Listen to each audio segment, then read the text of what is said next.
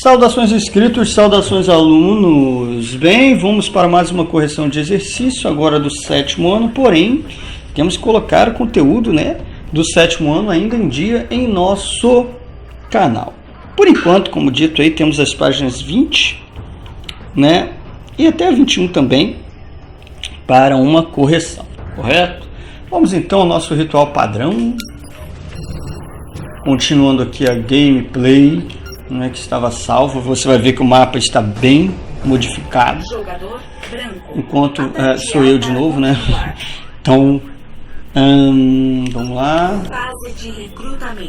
fazer o recrutamento aqui rapidinho para iniciar a correção, Então, veja aí que nós perdemos bastante território. Lembra-se que aqui a gente tinha tomado tudo, certo? Então, vamos fazer uma cortina aqui em cima em Alberta. Tem 3 tropas aqui, colocarei mais 3 aqui, incluído, e vamos começar os ataques e a correção. Bom, aqui na página 20, pede para observar o mapa da figura 5 na página 13 e responder as questões. A maior parte do território brasileiro está situado em qual hemisfério? Aqui está o Brasil, tá? Mais ou menos por aqui, ó, que não dá para pegar. Mas você está vendo o paizinho aqui do lado, aqui, regionalizou tudo como Peru, mas aqui do lado tem o Equador, tá? E ele divide os hemisférios, em que?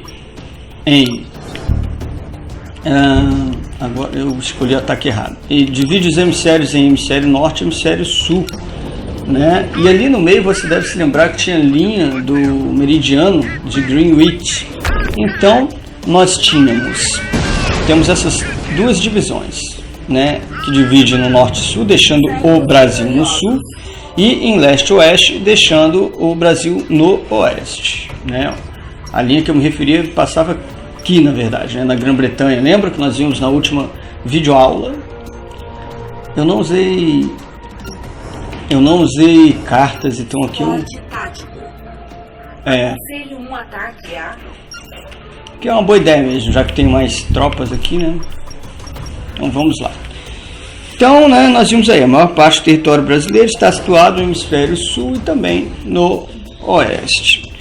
Quais são as principais linhas imaginárias que passam pelo Brasil, Seria aí as linhas imaginárias do Equador e do Trópico de Capricórnio, certo? A do Equador, aquela lá em cima, E a do Trópico de Capricórnio aqui embaixo, colocando o Brasil inclusive na zona intertropical, que seria intertropical, a zona tropical e intertropical, como eu já falei.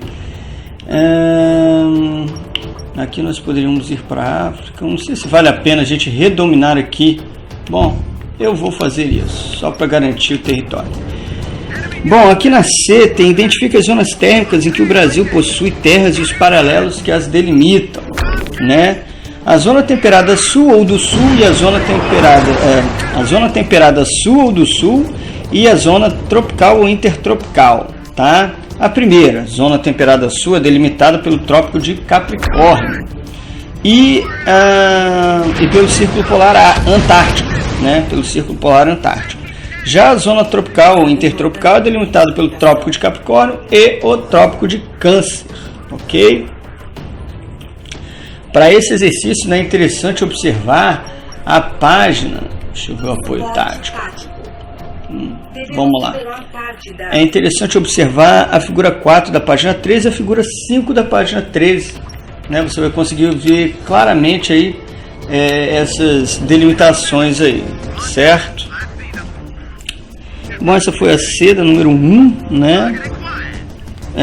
Vamos ver aqui as zonas térmicas, exatamente, linhas imaginárias. Agora na 2, pede para observar o quadro 2 e responder quais são os pontos extremos no Brasil no sentido norte e sul e quais são os pontos extremos do Brasil no sentido leste-oeste, A e B. Aí, Bom, agora acho que não há mais nada para fazer. Vamos ver aqui. Não temos tropas. Então vamos lá, encerrar a fase. Ganhamos uma carta Ruiz. Fase de fortificação. né? Vamos ver aqui. Acho que eu vou colocar as tropas aqui. Aqui. Não. Porque agora eu tenho que passar as tropas, né? É meio complicado aqui a situação. Eu acho que eu vou encerrar sem fazer nada. Depois nós faremos. Bem, agora é a 3, né? Ou melhor, estávamos na 2. Quais são os pontos extremos do Brasil no sentido norte-sul e no sentido leste-oeste? Bom, vamos aqui, ó, na página 14, né? Temos o quadro 2. No sentido norte, nós temos a nascente do rio Ailã, no estado de Roraima. No sentido sul, nós temos o arroio Chuí, no estado do Rio Grande do Sul. No sentido oeste, nós temos a nascente do rio Moa, no estado do Acre. E no sentido leste, nós temos a Ponta dos Seixas, né, no estado da Paraíba. Tá? No caso da letra A, seria no norte e sul, então fica a nascente do rio Ailã e o arroio Chuí. E no caso da letra B, seria no leste-oeste, né, os pontos extremos, fica então a nascente do rio Moa e a Ponta dos Seixas. Na 3, pede para explicar como a extensão do país no sentido norte e sul, ou seja, latitudinal, resulta numa grande diversidade das paisagens naturais. Acontece o seguinte, né? A grande extensão do Brasil no sentido norte e sul, latitudinal, vai influenciar aspectos como o clima e, consequentemente, a vegetação. À medida que a latitude aumenta, a temperatura diminui, né? Como você sabe, a temperatura é uma das principais características do clima das regiões.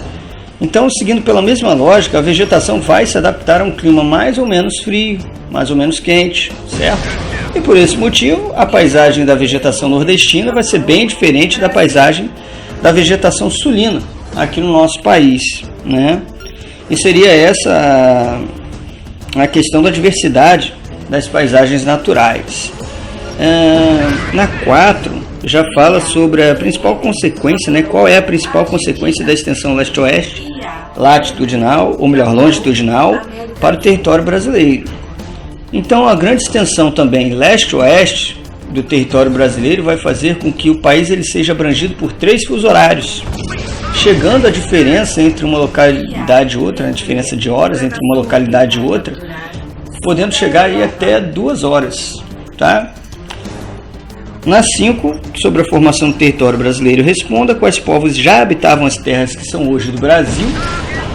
Seriam os indígenas, né? Eles já estavam aqui quando chegaram os portugueses. Eles também são conhecidos como nativos ou aborígenes, certo? Então, indígenas, nativos ou aborígenes já satisfaria a resposta. Na 6, só voltar um pouquinho aqui o que eu estou lendo. Na 6, temos o seguinte: identifique as principais atividades econômicas que auxiliaram no processo de ocupação do território brasileiro e suas respectivas áreas de ocorrência. E aí temos o século XVI, XVII, XVIII até o XIX. Vamos lá, uma resposta um pouquinho grande, né? Mas vamos ver aqui. Principais atividades econômicas.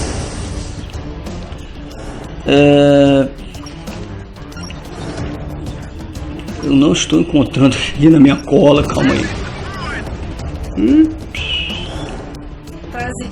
Ah, não, tá. Já encontrei.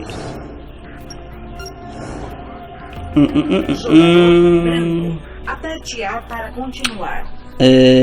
A questão aqui do século, né? Tá. Identificar as principais atividades econômicas que auxiliaram no processo de ocupação do território brasileiro e suas respectivas áreas. E envolve um pouco a questão de organização do território, né? Vamos ver aqui. Essa daí, né, ela vai satisfazer a questão 8 e a questão 7. Mas vamos lá. Sim, não. Na 5 tem os povos que já habitaram as terras que hoje são do Brasil. São os indígenas, é isso. Depois nós temos como o governo português organizou o território para garantir a sua ocupação, né? E aí nós temos o seguinte, essa daqui, 5B, como o governo português organizou o território para garantir a sua ocupação. Vou ver as cartas aqui, né, para essa e essa, fazer a troca. Temos 10 tropas para colocar.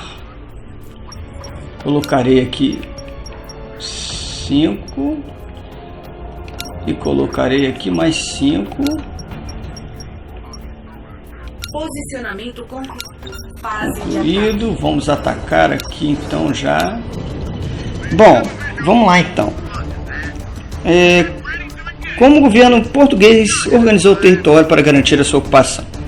O governo português, de modo a garantir a posse das terras, né, da sua colônia na América, organizou o território dividindo-o em capitanias hereditárias, caracterizadas como lotes de terras doados pelo rei de Portugal aos donatários. Os donatários eram portugueses de classes abastadas ligados à coroa portuguesa ou funcionários de confiança do rei, certo? E aqui embaixo temos quais fatores contribuíram para a expansão do território brasileiro desde o século XVII. Quais fatores contribuíram para a expansão do território brasileiro desde o século XVI, na verdade?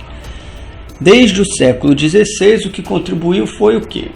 Foi o avanço dos bandeirantes, a ação dos jesuítas também, né? Contribuiu bastante. Bem,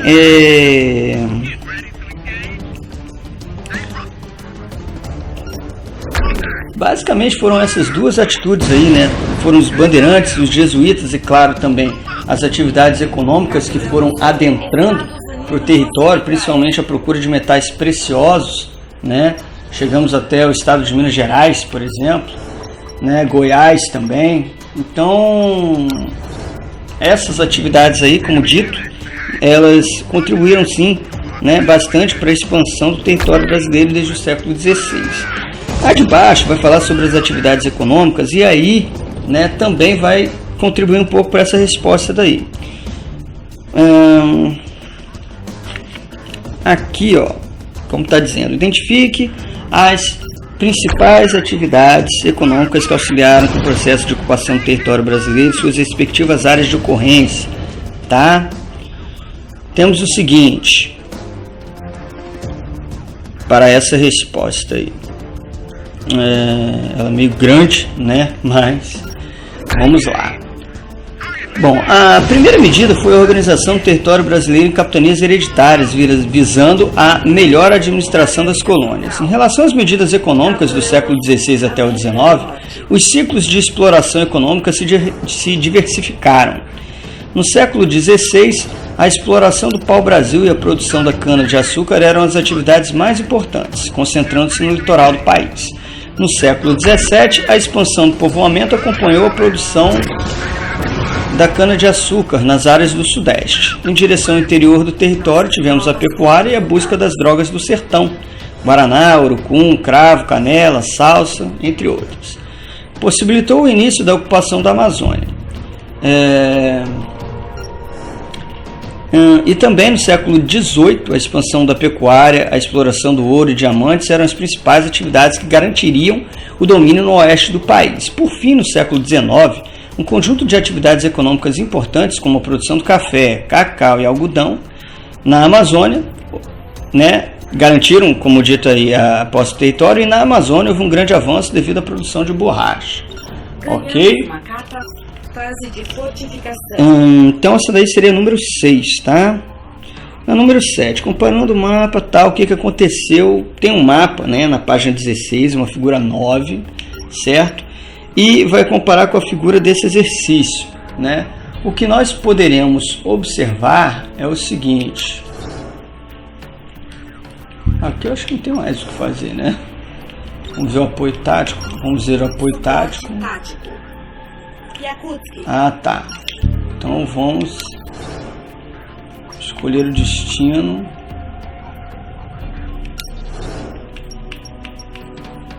Certo, colocamos lá, confirmamos, terminamos a fase. Nós estávamos aqui na 7, né? Comparando o mapa acima, que é um mapa que mostra aqui as terras indígenas atuais, com o da página 16, né? O que pode se dizer sobre as terras ocupadas pelos indígenas desde 1500? O que é que aconteceu, né? E isso daí não deve ser novidade para ninguém, né? Desde 1500 até os dias atuais, pode-se observar uma brutal diminuição das áreas ocupadas pelos indígenas, né? Seria a número 7, página 20 aí do livro, letra A, tá? Então houve o quê? Uma brutal, como falei, diminuição das áreas ocupadas pelos indígenas, certo? Porque o trecho, né, tem um texto aqui que diz, porque o trecho afirma que a história do povoamento indígena no Brasil é uma história de despovoamento. Por que uma história de despovoamento? Bom, como pode-se observar, né, na questão aqui do mapa, a etnia indígena perdeu territórios gradativamente ao longo dos anos, desde 1500 até agora, a ponto de hoje estar em vias de desaparecimento, certo? Então, bem complicada a situação do indígena. Atualmente, em qual região concentram-se as maiores reservas indígenas? Né? Atualmente, a região norte do país vai abrigar aí a maioria das reservas indígenas, tá? Essa número 8 aqui, como eu falei, ela se confunde um pouco com aquela lá das atividades econômicas que auxiliaram o processo de ocupação do território brasileiro, certo? A número 8 é, mais uma vez, a mesma resposta, tá? Então, vou ler ela de novo aqui. Quais foram as medidas econômicas e políticas implementadas por Portugal para garantir a posse das terras ocupadas na América? A primeira medida foi a organização do território brasileiro em capitanias hereditárias, visando a melhor administração das colônias. Em relação às medidas econômicas, do século XVI até o século XIX, os ciclos de exploração econômica se diversificaram. No século XVI, a exploração do pau-brasil e a produção de cana-de-açúcar eram as atividades mais importantes, concentrando-se no litoral do país.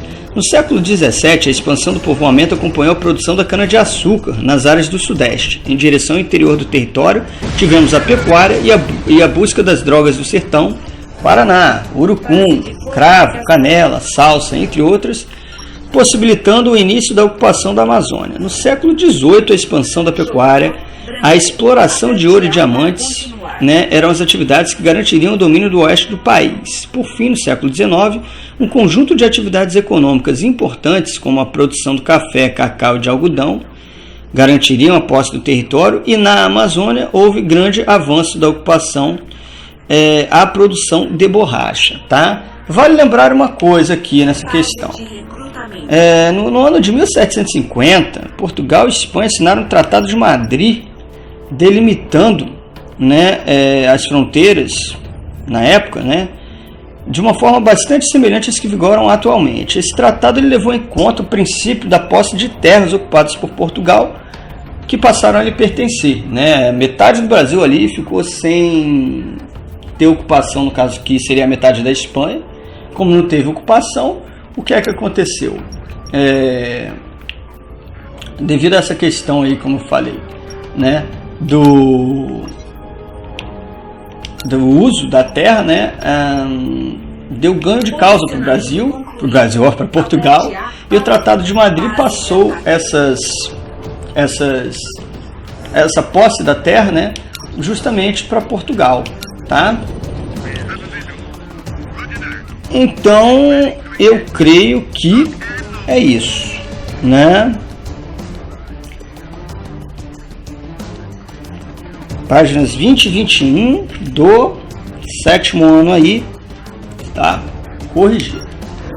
Nós vamos nos ver numa próxima aula, né? Espero que você tenha compreendido boa parte do que nós comentamos aqui, mas se não, nós ainda também vamos fazer o conteúdo dessa parte do livro, tá? Então não precisa ficar chateado, porque nós ainda vamos ter mais conteúdo sobre isso aqui. A gente se vê no próximo vídeo.